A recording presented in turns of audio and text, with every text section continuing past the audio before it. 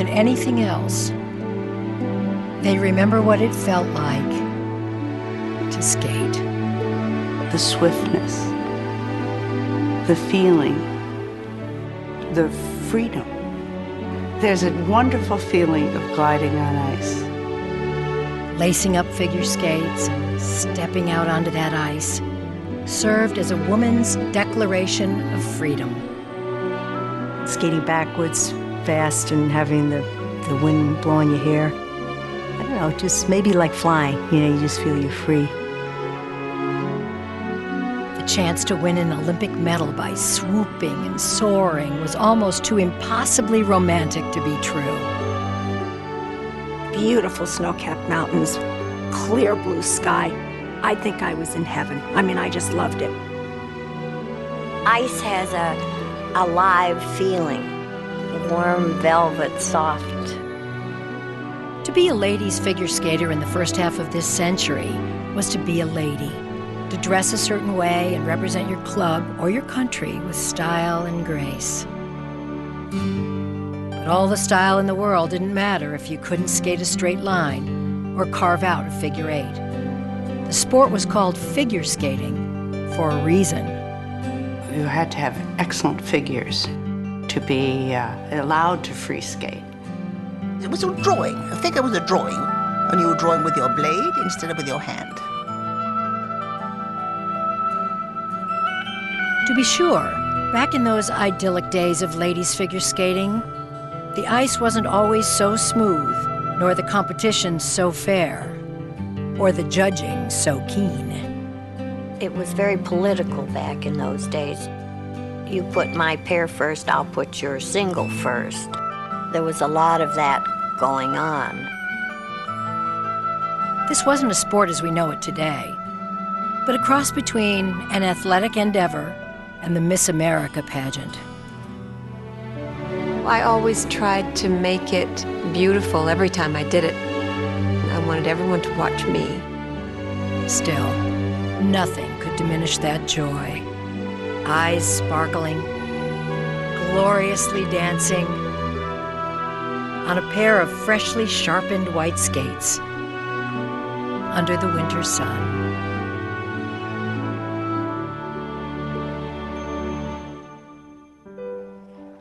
There were so many things very different skating outdoors. Sometimes we'd even shovel our own area for practicing school figures.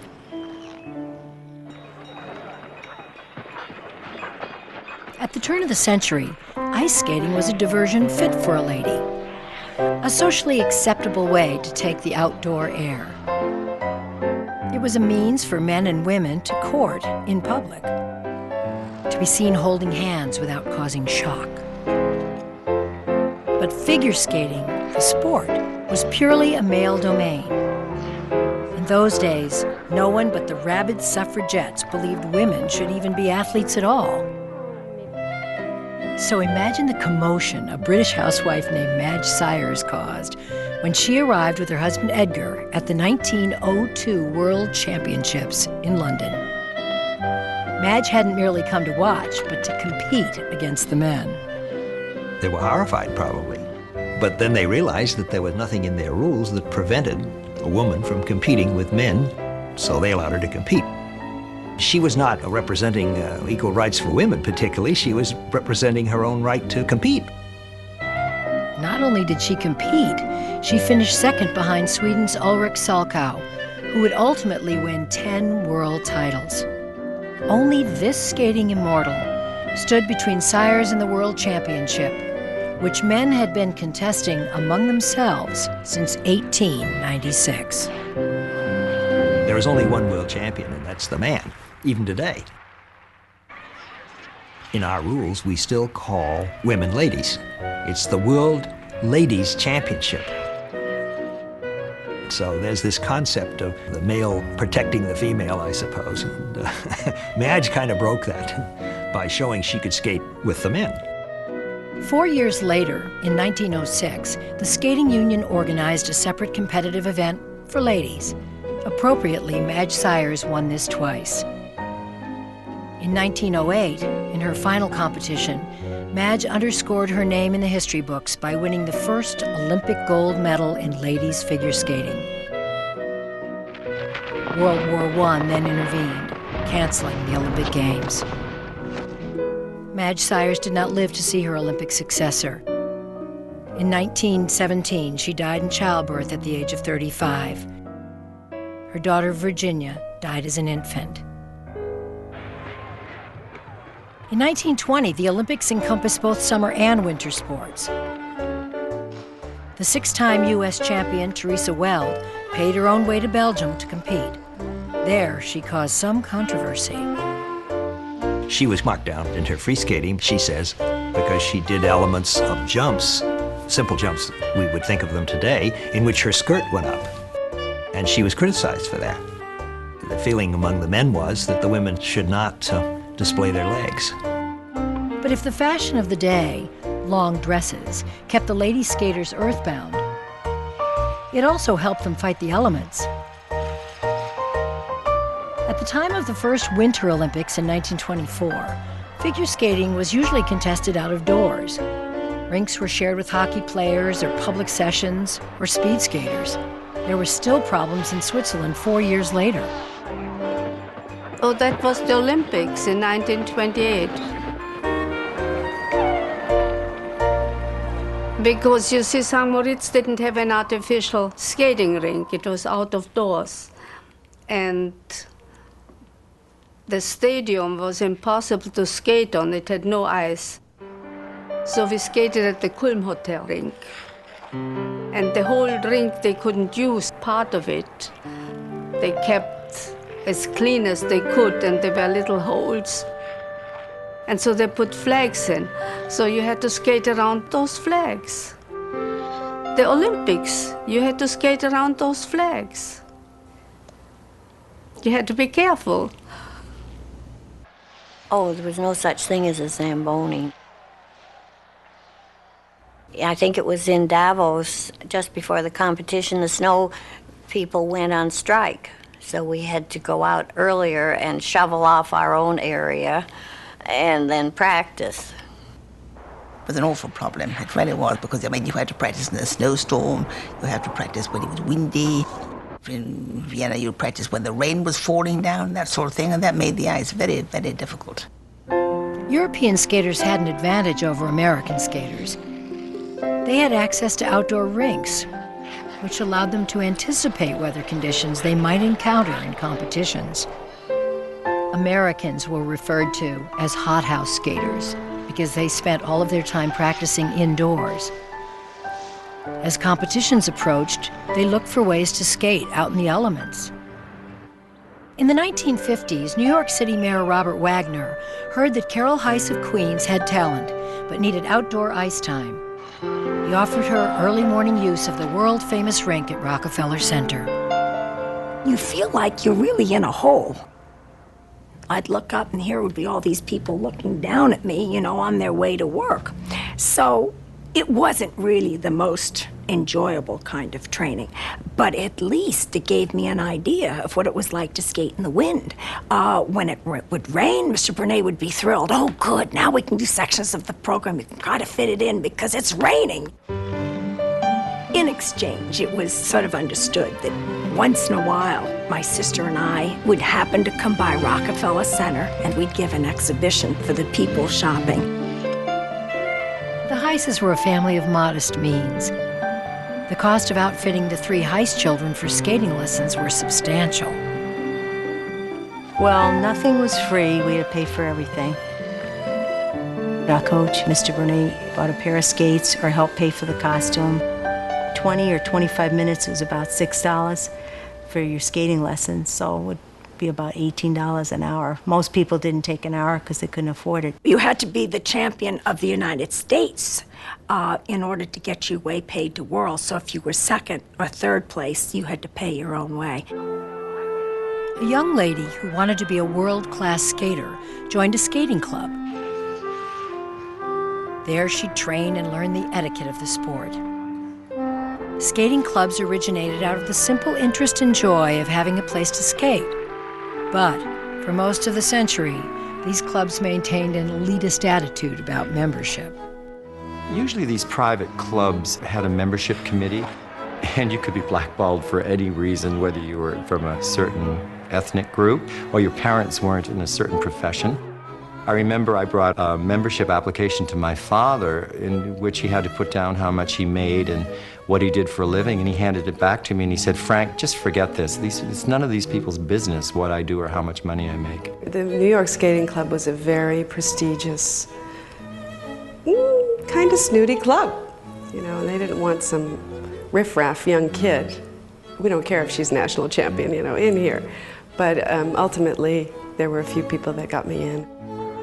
Only a tiny segment of the population even knew about skating clubs. In 1929, only 15 American skating clubs existed. Although women participated in athletics in the 1920s, sports were a world dominated by men, like Red Grange and Babe Ruth, Bobby Jones and Jack Dempsey.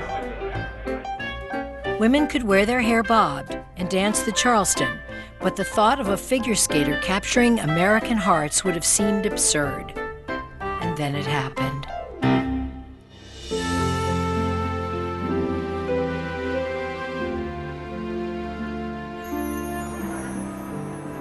I believe she was hard as nails, but she didn't come across like that. I tell you something. The first time I ever met Sonia was when she was a little girl and I was a little girl, and she came to Vienna to practice. It was, I think, in 1925. She looked so beautiful. We had all our sailor suit or pleated skirt or whatever. And Sonia had a pink dress, and then she had a blue dress with monkey hair, I still remember. Beautiful. Whenever she came on the ice, she was always so marvelously dressed, and she never came on in the outfit twice. Sonia Henne was the paragon of all that her sport had to offer. Impossibly glamorous, impeccably composed, she was a 10-time world champion and 3-time Olympic gold medalist. Matchless achievements. Miss Henne, are you too tired to say a few words for the newsreels? Not at all. I'm very pleased. What can I say? As a 12-year-old competing in her first Olympics in 1924, Sonia was the first to skate in a short dress. She could get away with this because of her youth. The short dress freed Sonia to experiment with jumps. Soon she was doing single axels. These were being done only by men before Sonia. She was the first skater to spice her athleticism with a performer's flair. Her father made certain of that. Papa Henne choreographed every move his daughter made. He was a sports agent decades before his time, a shrewd businessman for his daughter in an era when skaters were strict amateurs and not allowed to be paid under any circumstances. Oh, Papa Henne maneuvered everything for Sonia. He was a big man, and he'd always be clapping and doing things. Papa Henne, my goodness, he was huge. He was rotund, to say the least. Mrs. Henne was a very nice woman, extremely nice. And one could talk to her, but one never spoke to Papa Henne. I mean, Papa was Papa Henne, and that was it. There was no hype or publicity in those days. But funny enough, he was the exception. The stories about Papa Henne are infamous. A story about demanding a Packard car to take Sonia around in. And although Sonia couldn't accept money, he then turned around and sold the car and pocketed the money. Sort of an indirect way of getting paid for her services when she was an amateur. I'd have been horrified if my father had done it because, you know, it just wasn't done. He produced my Sonia. Here is my Sonia. But Sonia would have had the skill to succeed even without the promotion. A remarkable athlete, she finished second in the National Tennis Championships of her native Norway in 1935. That same year, at the age of 23, she won her 9th consecutive world title. Maribel Vinson Owen, the bronze medalist behind Sonia in 1932, respected the Norwegian's athleticism. Maribel told me that Sonia could probably have been Olympic champion at any sport she chose, that she was a tremendous athlete. had a perfect body for sport and was very, very naturally strong. Sonia's style of skating was very old-fashioned, and we would imitate her and, you know, make fun of her. Maribel would be livid and just say, you know, you have no idea how fast she was, how good her figures were, and what a fabulous skater she was, and so just all of you stop it. She did what they call a flat foot, 1 foot spin.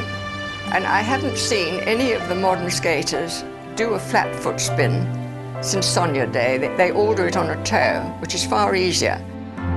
Papa Henny brought his Sonia to the 1927 World Championships in their hometown of Oslo. Austrian Herma Szabo, a 5-time world titleist, was defeated by the 14-year-old Sonia. The reason why Szabo was beaten by Sonia in 27 was very simple. There were 5 judges and 3 of them were Norwegians. They just stacked the deck for Sonia in 1927. From then on, it was Sonia against the world. Herma visited the young Austrian bronze medalist Fritzi Berger, who would be Sonia's rival for the next 5 years. Herma arrived with a gift and a message. Herma came to my house in Vienna and brought me some tights and a skirt and said, now try to beat her. Didn't help any. In St. Moritz in 1928, Sonia became the youngest Olympic champion at 15. Fritzi finished second.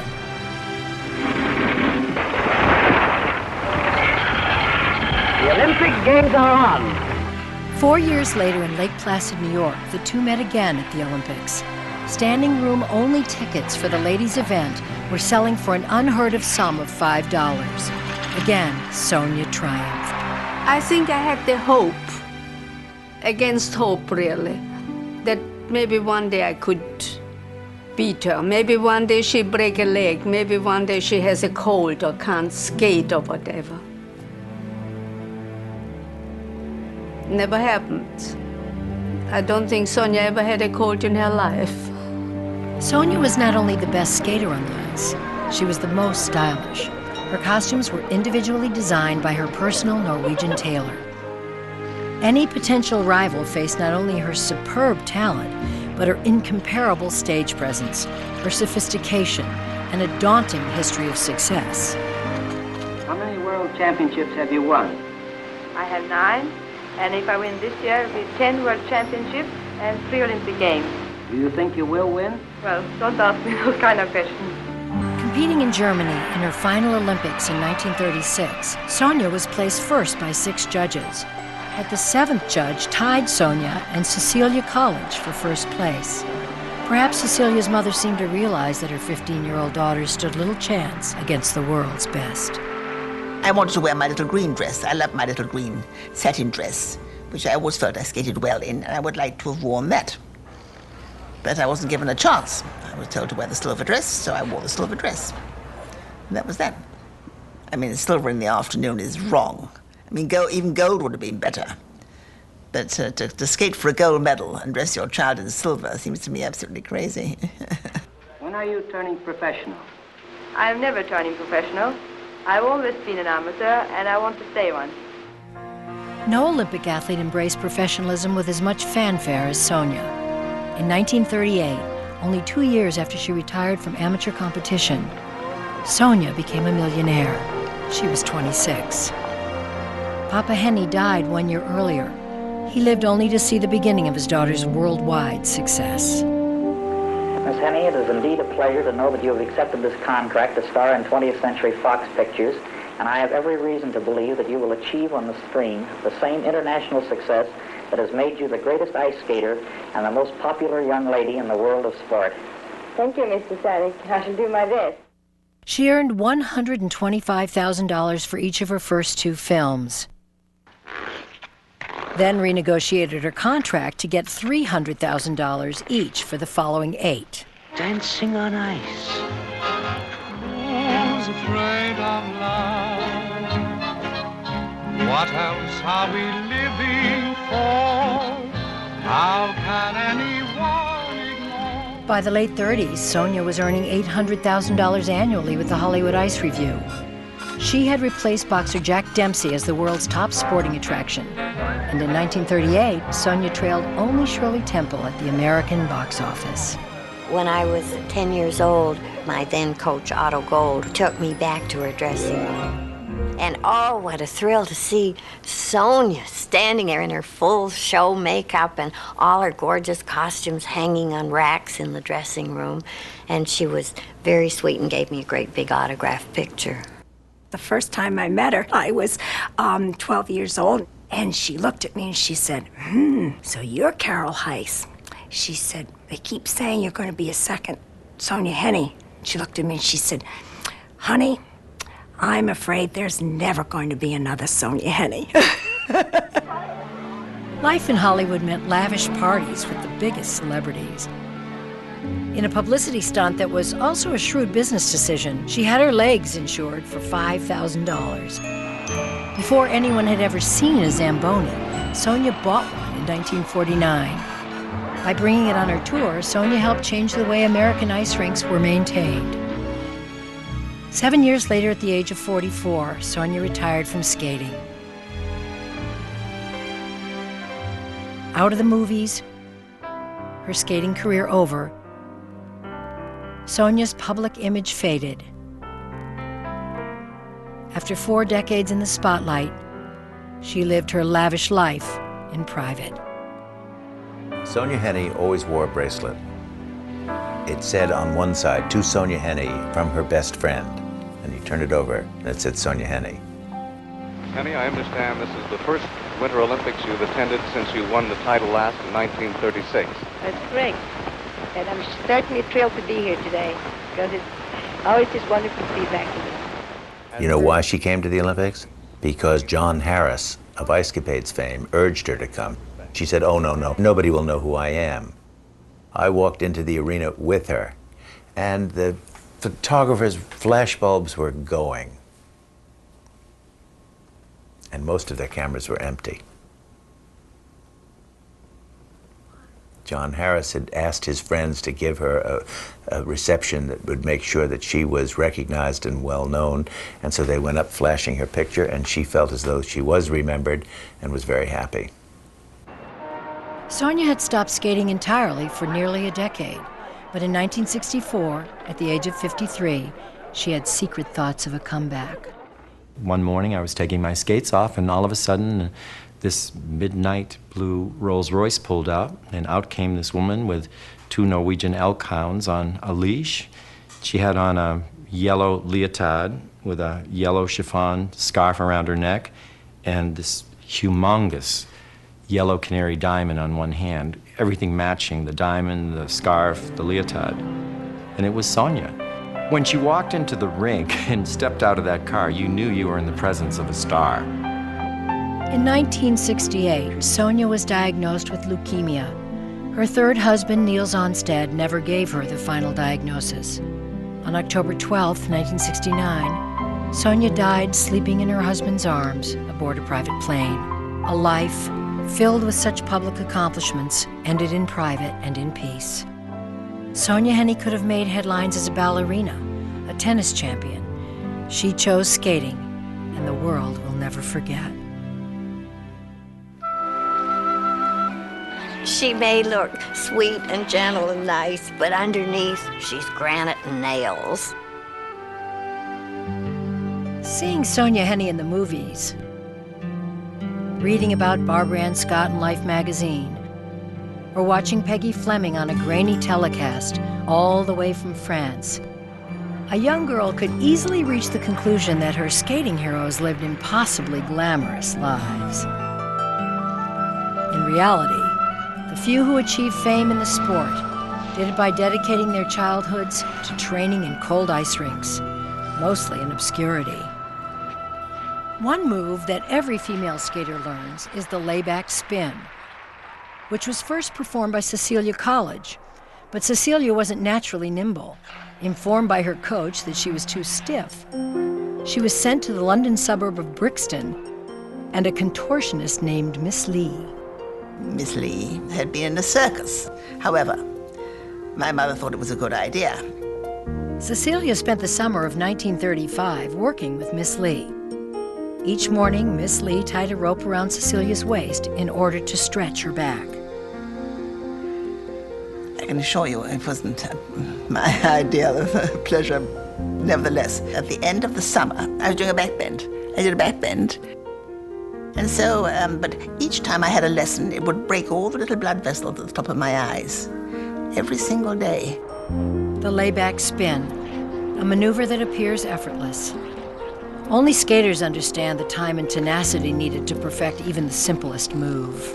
You see this performer or athlete, and it all looks very glamorous. But there's a lot of hard work that goes with that, and a lot of things that go on everywhere, inside your head, inside your stomach, you know, that we hide. Oh, it finds its way out in various ways. I ended up with a bleeding ulcer about 2 years after the Olympics. Really, there was a code of conduct, the unwritten rules. Certainly, you had to behave as a lady. You weren't allowed, you weren't supposed to swear and kick the ice and throw temper tantrums. There's a feeling of having to be perfect. Sometimes not even the skating.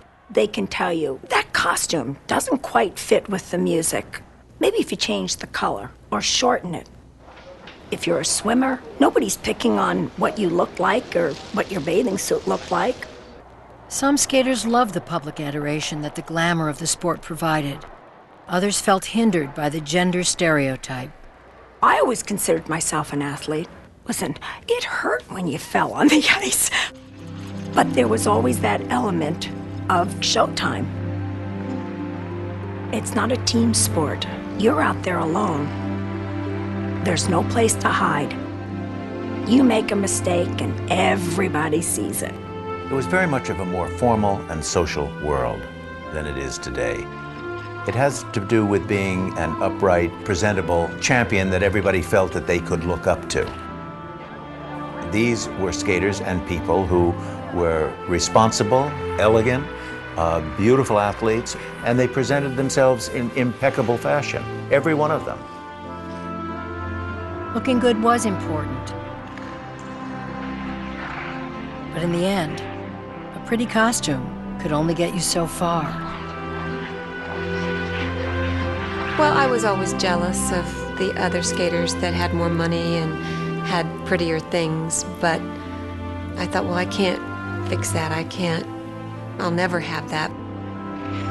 But what I can do, I can be a better skater. I can have a prettier body. I can spin faster. I can jump higher. I can work harder. You need that, inner guts, and you need that, strength of steel underneath all of it to make it look effortless. That's the part of the athlete in us, because our sport is about athletics and it's also about art. It's the dual nature of the sport that makes it so compelling. Only female skaters are expected to excel as athletes and embody each generation's ideal of a lady. To do both to perfection is to become a champion. Figures were a discipline that started in England when you skated on little patches of ice. Before figure skating fell in love with jumping, before the only measure of skating elite was time spent in the air, figure skating was about figures.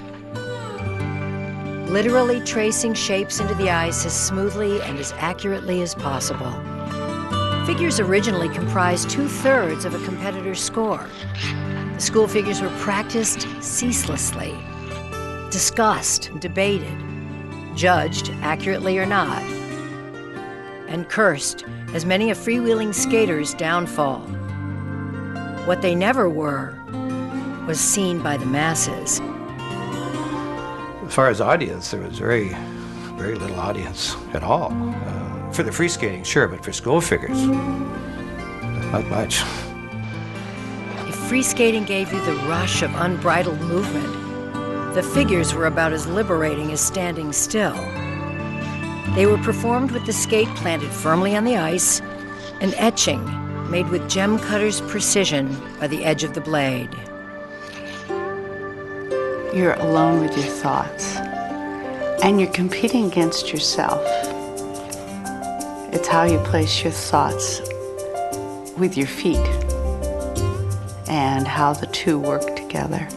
It took a lot of work, but the greatest pleasure in a figure skater's life is to do as close to perfect a figure as you can. And it's a thing of beauty. When it's well done, there is no scratching and there is no crunching. It's just a whisper.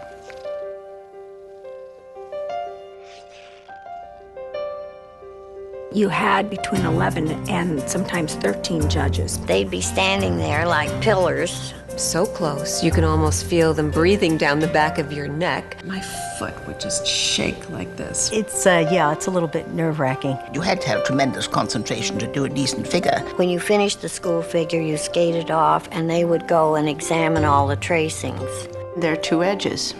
You skate on either one edge or the other. You don't skate on two. They're looking to see if you've touched the other edge slightly, which will show in a double tracing on the ice. They have to get right down on the ice, almost with a magnifying glass. And they take scars or little brooms and brush the snow off. And then they'd walk the circles. And if one circle was 10 paces, then the next circle had to be 10 paces. Also, it's the shape that you make it with, the delicacy. And then they'd do the width of the circle, and that had to be 10 paces. And then it had to be lined up. You get very nervous. Each skater traced 3 distinct shapes with her right foot, then 3 more with her left. The compulsory figure scores awarded by each judge were added together to yield a total. Judging skating is a subjective exercise. No one crosses a finish line or races against the clock. But the figures, those minute tracings, all but performed in secret, were particularly subject to judges' manipulation. Judges certainly had their favorites, there's no doubt about it. Whether it was a question of countries or not, I don't know. But I know that certain judges disliked certain people. There was great discrepancy on what is more or what should be more important.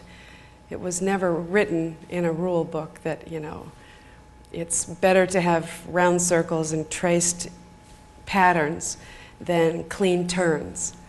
I think that figures were used for, a certain reason, and it was the one way it was easy to manipulate the sport. Well, the coaches, what do they know? They do not know. I was supervising I get a little vehement at this point, I supervised for 30 years the performance of judges doing figures. And I reviewed those results year after year after year, and invariably the judge was better doing the figures than they were the free skating. In the first part of the century, judging was done in secret. It was said that a judge's best tool was his eraser. In both figures and free skating, a judge could award a high score for one skater, then see someone better and change his mind. After 1936, judges were forced to display their marks in open judging. The skaters could see them, and the audience could too. There was no kiss and cry in those days. It was outdoors and you hoped it wasn't snowing or raining. We had 9 judges, and they would hold the marks up the old-fashioned way, and that's how you'd see. Holding up those marks out in the open put the judges on the spot. Well, the judge is out there to do a job, and his job there is to be fair and equal to the skaters, and the best person wins. Use all your knowledge of the rule book and your experience. Try to get the people in the right order that you want them to come. That's tremendous pressure. I've been out there in the cold, and the sweat's been pouring right off my forehead. Even when the judging was beyond reproach, which will always be debated in figure skating, the figures were weighted so heavily that the best free skater often didn't win. Nowhere was that more obvious than in the 1971 World Championships in Lyon, France. There was a big upset in 1971 between Trixie Schuba, who was a brilliant figure skater. Her size and her weight was an asset because she was steady as a rock, and the line on the ice was absolutely perfect. and Janet Lynn, who was a brilliant free skater. I really idolized Janet Lynn. She was athletic and she was graceful and fluid and magical, I thought. In those days, there was no short program. And as usual, Trixie had such a commanding lead after the figures. Janet was not a good figure skater, never was. Well, there was a lot of pressure for her to improve her figures because everyone loved what she was doing in free skating. And they wanted to see her do well at an international level. Trixie went out there, large, elegant, statuesque in her own way, and skated her program with a wristwatch on, and did all the elements that she did, and everything was very nicely done. Then Janet came out. She skated for some other reason, giving herself up to the movement that other people had never been able to do. It was magic and it was beautiful, and people fell in love with her and they melted at her feet.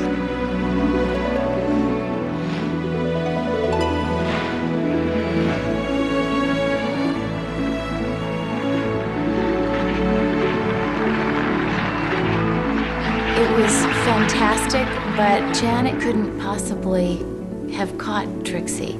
I do remember Janet skating brilliantly and not winning a medal. And the French people were shouting her name. I mean, the French were really outraged that Janet didn't win a medal. And Pierre Brunet sort of motioned her to go stand at the side and kind of take a bow. When she wasn't on the podium, the people in the building, and I think the people around the world just didn't get it. And I think that was the real start of a change in figure skating and the way it's judged and the way it's perceived and the way television covers it. In 1973, the short program was introduced, and figures were devalued to 30% of a skater's score. At the 1990 World Championships, figures were skated in competition for the last time. It's a disaster that figures are being taken away. It really is. It really is. It's a tedious thing, but it teaches tremendous self-discipline. I think that helped a lot because figure skating really is a sport based on discipline. Michelle Kwan doesn't know, and Tara Lipinski, they don't know what school figures are. It's incredible to me. The transformation in figure skating was sparked 5 decades earlier when Sonia first expressed her personality and charm on the ice. Janet Lynn took that expression one step further. She pushed the free skating into an art, an expression of feeling, a performance that connects the audience to the athlete in a way that no other sport can. As a sport, figure skating never looked back. From the time I was 9 or 10, I definitely wanted to be Olympic champion. And if you can't dream at that age, I mean, when can you dream? By the time Janet Lynn competed in Lyon, the American tradition of excellence in the sport had been well established. Teresa Weld, Beatrix Lagren, and Maribel Vincent Owen had all won bronze or silver medals in skating's early years, but no American lady had won a world or Olympic gold medal. Tenley Albright changed all that, but she had to fight to do it. At age 9, she contracted polio. I was holding my 6-week-old cousin in my arms when I first got polio, and I remember very clearly my arms going weak and saying to my mother, "Would you please hold the baby? Afraid I'm going to drop her." For 3 weeks, Tenley lay in a hospital bed, her right leg paralyzed. I clearly remember that feeling of taking those first steps, having my feet on that cold floor, and having the doctors in their white coats just sort of standing back quietly and no one was holding me.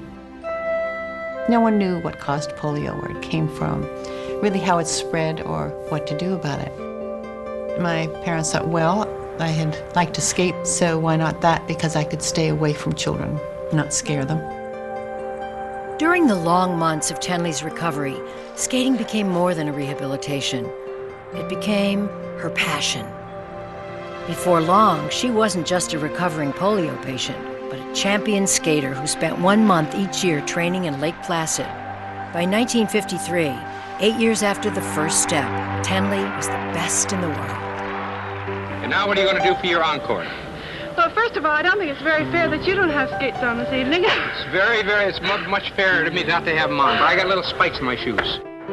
Starting in 1953, Carroll Heiss was America's second best skater. And she was always chasing Tenley Albright. 4 years younger, Carroll had never beaten Tenley. The fact that these two skaters came from such different backgrounds, proper Bostonian and working-class New Yorker, made the rivalry even richer. We really only saw each other at competitions, so we never really got a chance to know each other well. My parents were immigrants from Germany. My mother wasn't socially prominent. My dad was a baker. We didn't have much money. So it was rather unique then. As I made the world team, it was our neighbors in Ozone Park that helped to buy me a pair of skates for Christmas that year. And it was the Skating Club of New York members that got together and bought my mother her ticket and my airline ticket to go to the World Championships in Davos, Switzerland.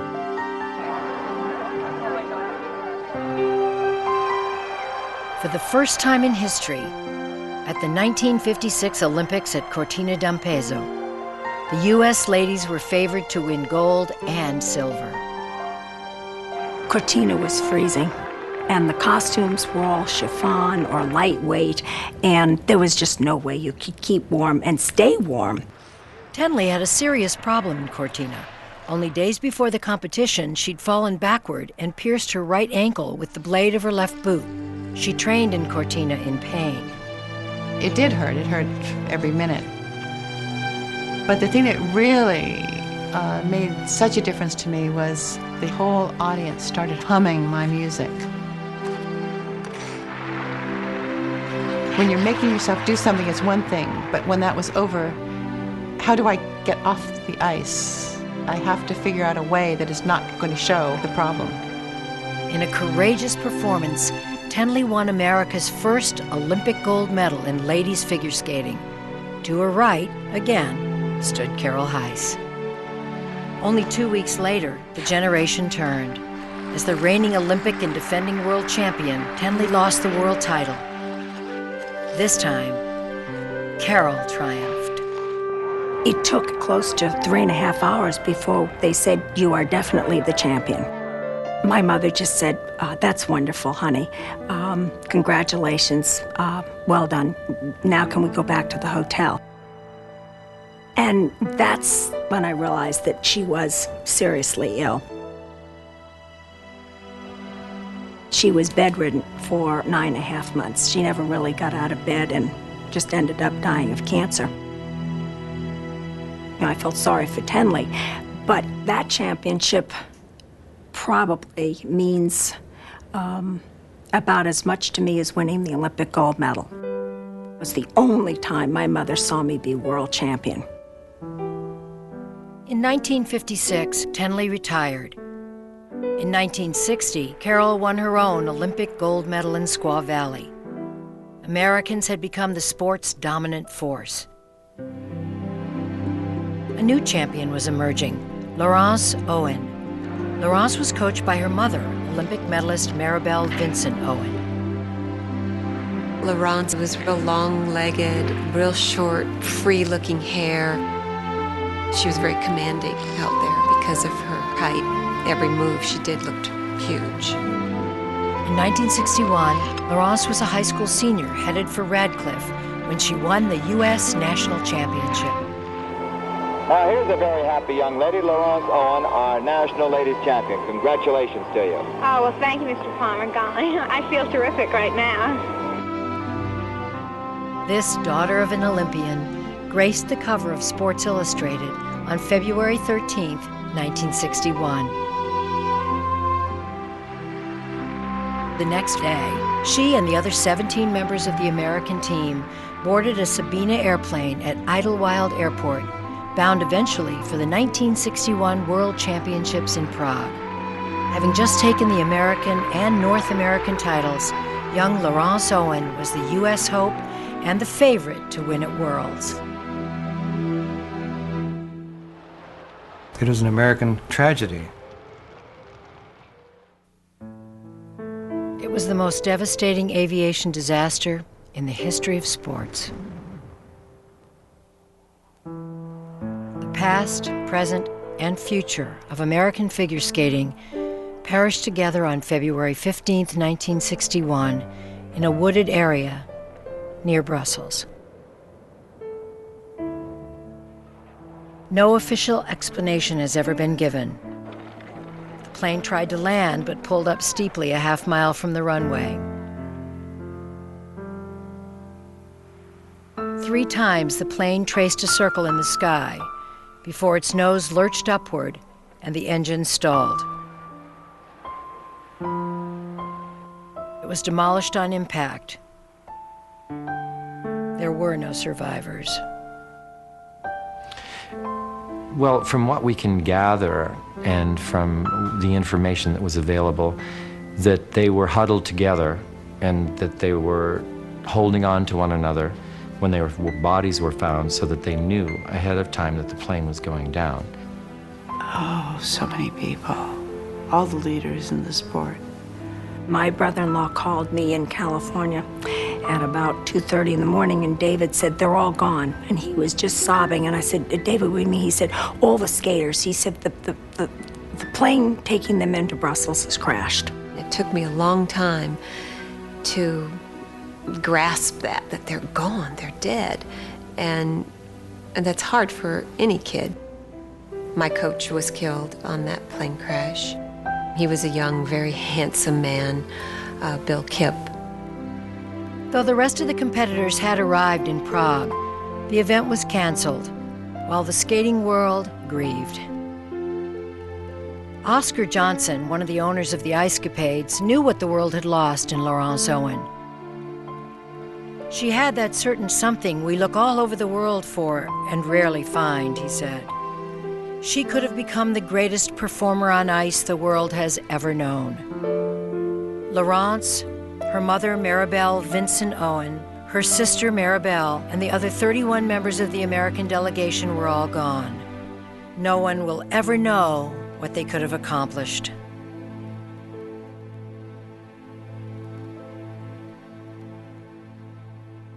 In her junior year, Laurence wrote this poem called Awakening.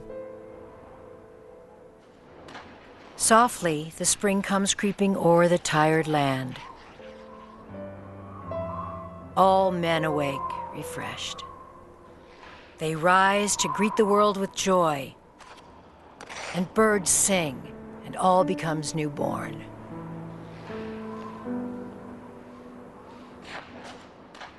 Gloom is but a shadow of the night, long past. Hope is the light, the radiance.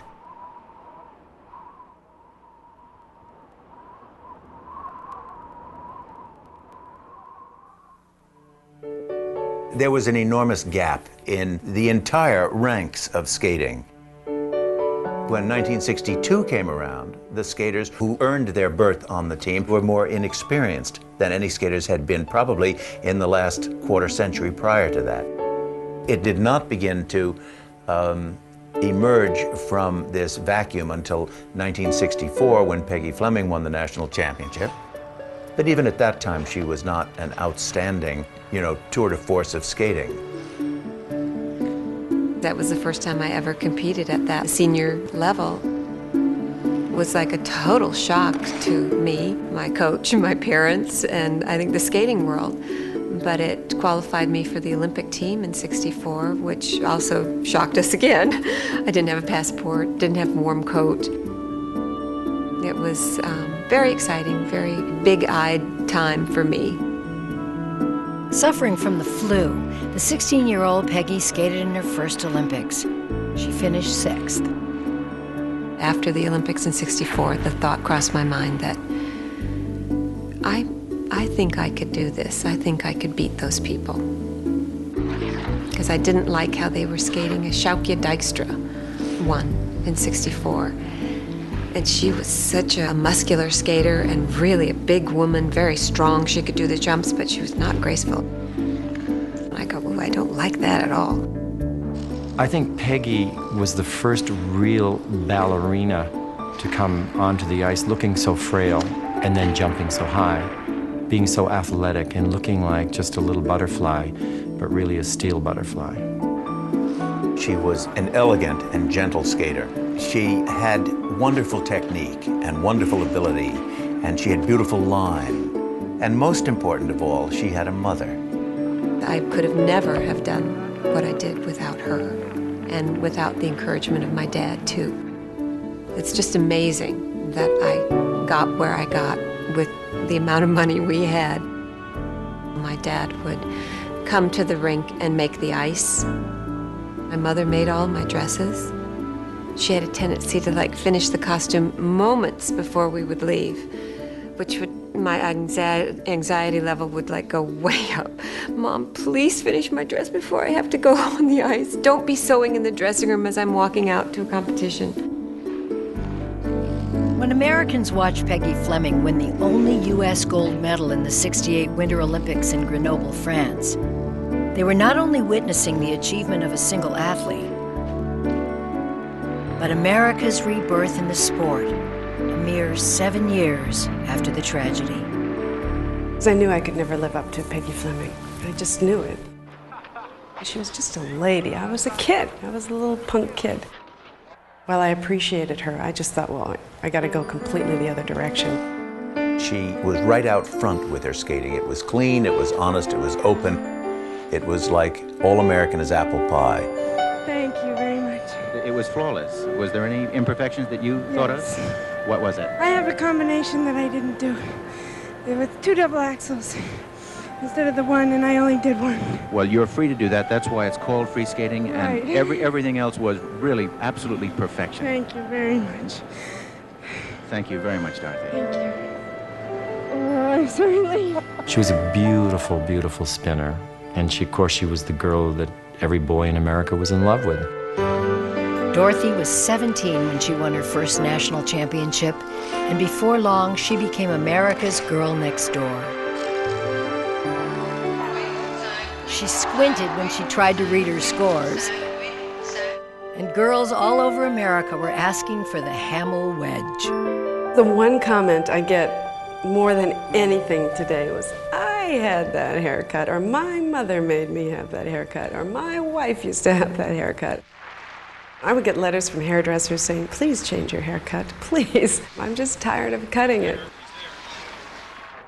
With her father by her side, Dorothy was so immersed in skating on her way to the 1976 Olympics that the outside world rarely affected her. When Time magazine published its Olympic issue with her face on the cover, she wasn't even aware of it.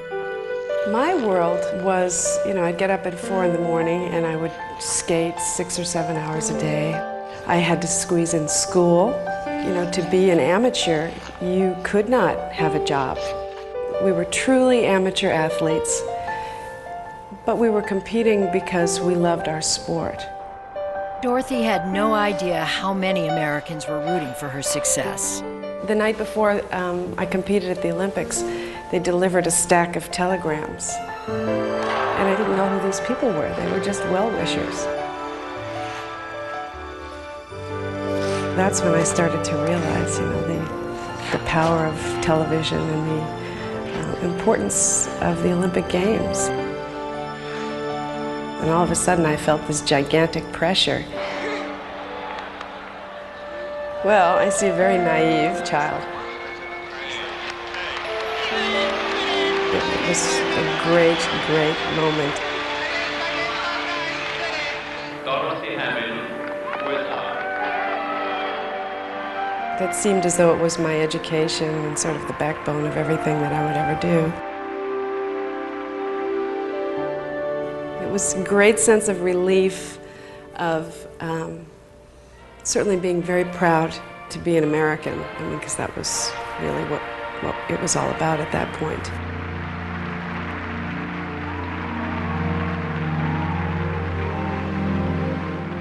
What had started 7 decades before as an enthusiasm had matured into a sport that enraptures millions. The growing pains, the joy, the freedom and charm had become history, and the memories, mere reflections on ice. To tear a page from this diary of ladies figure skating is to know what it was like when perfection was expected, both on and off the ice. And when winning an Olympic medal for your country was both the grandest and the greatest of achievements.